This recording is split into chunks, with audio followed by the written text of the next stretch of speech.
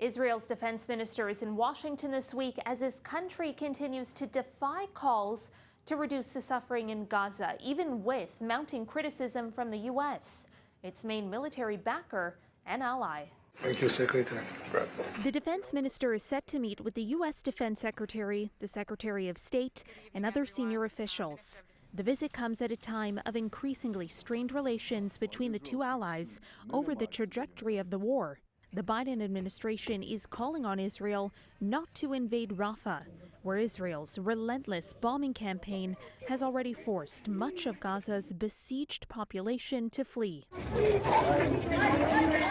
This was the aftermath of an airstrike Sunday that witnesses say hit a house while people slept. They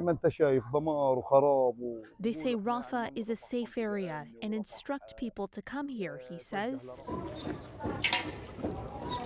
But Gaza's last refuge is already in ruins. We have been clear in multiple conversations and in every way that any major military operation in Rafah would be a huge mistake. Israel's military plans to transfer the more than 1 million Palestinians sheltering in Rafah to what it calls humanitarian islands in other parts of the enclave.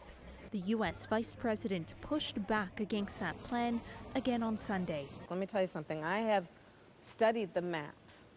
There's nowhere for those folks to go.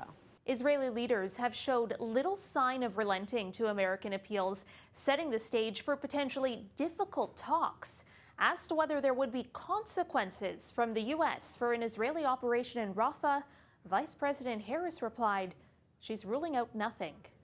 For City News, I'm Caryn Ceolin.